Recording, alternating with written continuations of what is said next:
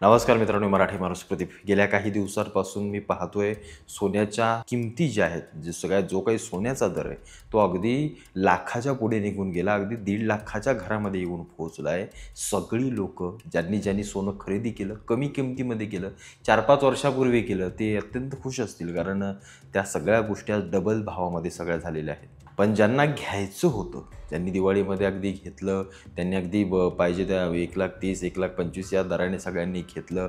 आणि जी लोकं घेणार आहेत, ती लोकं विचार नक्की करत आहेत की घ्यायचं की नाही घ्यायचं. पण ह्या सगळ्या गोष्टी इतक्या मोठ्या प्रमाणामध्ये का बाहेर पडू लागल्या? सोनं किती महत्त्वाचं आहे? खरंच खरेदी केलं पाहिजे का? सोनं खरंच इतकं महत्त्वाचं आहे का की आपण त्याच्यामागे धावलं पाहिजे किंवा तो प्रॉपर्टी किंवा एक ॲसेट म्हणून त्याच्याकडे पाहिलं पाहिजे?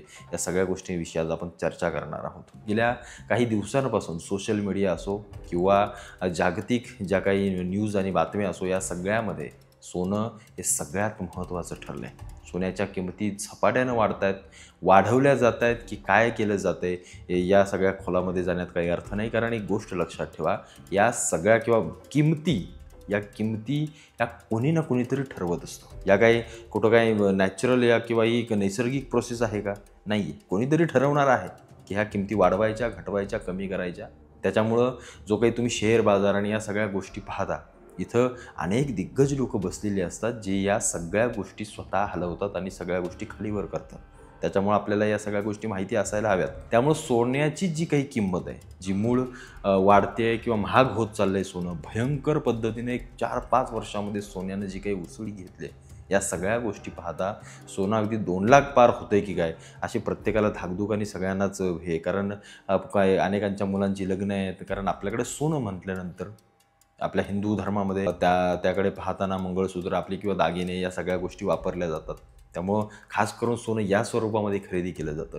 इन्व्हेस्टर जे असतात, जे काही आपण निवेशक जे म्हणतो, ते सहसा तुमच्या ते बॉन्ड वगैरे या पद्धतीनं सोनं खरेदी करतात किंवा बिस्किट वगैरे या पद्धतीनं सोनं खरेदी केलं जातं. पण आत्ता सगळ्यात महत्त्वाचा मुद्दा हा आहे की जे काही सोनं इतकं वर चढून गेलं आहे, ते खाली नक्की येईल का इथून पुन्हा वर जाईल? त्यासाठी एक गोष्ट लक्षात ठेवा. तुम्हाला मी पहिली गोष्ट सांगतो, सोन्याच्या किमती. सोन्याच्या किमती या जागतिक बाजारपेठेवरती ठरवल्या जातात. कारण सोन्याच्या खाणी ज्या देशामध्ये असतील, तिथली मागणी असेल, म्हणजे त्याचा मागणी जेवढी असेल, त्याचा पुरवठा कमी होत असेल, तर आपोआप त्याच्या किमती वाढणार आहेत. बरं, सोन्याचं असं काही आहे का की पुरवठा कमी आहे, मागणी जास्त आहे? तर मागणी निश्चित जास्त आहे आणि पुरवठाही थोड्याफार प्रमाणामध्ये कमी आहे. कारण सोनं हा एक मौल्यवान धातू आहे, जो अत्यंत फार कमी प्रमाणामध्ये आढळतो. त्याच्यामुळं त्याची किंमत ही सध्याच्या घडीला वाढली आहे. पण अचानक एवढी किंमत वाढायचं कारण काय? तर त्याचं कारण म्हणजे की सरकारकडे असणारा जो काही रिझर्व्ह सोन्याचा जो काही साठा आहे, त्यामध्ये सरकार वाढ करत नेतं आहे, साठवून ठेवलं जातं आहे.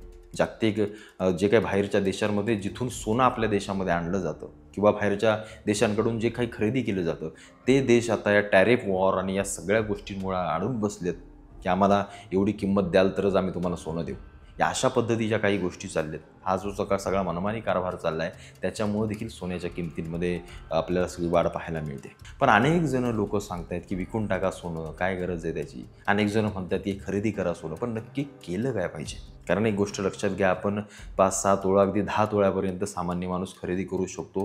त्याच्यापुढे सहसा तो खरेदी करत नाही. आणि सामान्य माणसाला सोनं हे दागिन्यांपेक्षा, दागिने तर लागतातच, नाही असं नाही, पण त्याच्यापेक्षाही त्याला एक मनामध्ये कुठंतरी त्याला एक सुकून असतो की बाबा चल, दागिना आहे, सोनं आहे, उद्या आपल्याला कर्जाची गरज लागली तर कधीही आपल्याला त्या सोन्यावरती कर्ज तारण किंवा सगळ्या गोष्टी मिळू शकतात. म्हणजे तो त्या बाबतीत देखील निश्चिंत होऊन जातो. पण या सगळ्या गोष्टी असताना अनेक जो काही संभ्रम बाजारामध्ये चालू आहेत, त्यातून मी फक्त काही महत्त्वाचे संदेश आणि काही महत्त्वाच्या फक्त गोष्टी तुम्हाला सांगतो. तिथं काय जास्त डोकं चालवण्याची गरज नाही आहे, कुठं त्या बातम्या रोज बघण्याची गरज नाही, सोशल मीडियावरती काही पाहत बसण्याची गरज नाही आहे. जे काही आपल्याला समजतं आहे, त्या सगळ्या गोष्टी आपल्याला माहिती असल्या पाहिजेत आणि त्याच गोष्टी येणाऱ्या काळामध्ये होणार आहेत. सोनं म्हटल्यानंतर मौल्यवान धातू आहे, जो फार कमी प्रमाणामध्ये मिळतो आहे. त्याची मागणी जास्त आहे. त्याची मागणी जास्त असल्यानंतर त्याची किंमत वाढेल. त्याचा पुरवठा कमी असल्यानं, साठा कमी असल्यामुळं त्याची किंमत किंवा त्याची मागणी नेहमी वाढतच जाणार आहे. त्यामुळं इथं सोनं विकण्याचा किंवा 1,30,000चं सोनं थेट 60,000वर 50,000वर येईल असं अनेक जण सांगतात. मी अनेक व्हिडिओ पाहतोय. असं काही होईल का? निश्चित होणार नाही. भले 1,30,000चं सोनं आहे ना, ते 1,10,000 पर्यंत येईल, 1,00,000 येईल. पण ते त्यानंतर पुन्हा एकदा 1,50,000 जाऊ शकतं, किंबहुना 2,00,000च्या पुढे जाऊ शकतं. त्याची किंमत थोडीफार खालीवर होईल, पण ती संपूर्ण खाली येईल का? असं कधीही होणार नाही. कारण मागचा तुम्ही अख्खा आलेख अगदी मागच्या ह्याच्यापासूनचा काढून घेतला सोन्याचा, तर तुम्हाला पाहायला मिळेल की सोन्याच्या किमती वर्षानुवर्ष वाढतच चालल्यात. कारण तो धातू मौल्यवान आहे. ते काय कुठलं लोखंड आहे का? की मग बाजारात 50 रुपयाने किलो मिळतं आहे, असं काही आहे का? नाही. त्याचं ग्रॅममध्ये सगळ्या गोष्टी मोजल्या जातात. ते किलो बिलोचं गोष्टच सोडून द्या. मग तो धातू किती मौल्यवान असेल, त्याच्यामुळं सोनं कधीही मला असं वाटतंय अशी वेळ येणार नाही की त्याला क्षुल्लक कुठेही विकण्यात येईल किंवा आपण विकू, असं कधीही वेळ येणार नाही. त्यामुळं सोनं साठवा, ठेवा, निश्चित घ्या, खरेदी करा. आज 1,30,000 ने ना तुम्ही स्वस्तातच खरेदी करताय. काही समजू नका. पुढच्या 2 पिढ्यांनंतर ते 1,30,000चे 10,00,000 झालेले असतील. जसं जसं इन्फ्लेशन किंवा या सगळ्या गोष्टी वाढत जातील, तसं तसं त्याचा दरही वाढत जाईल.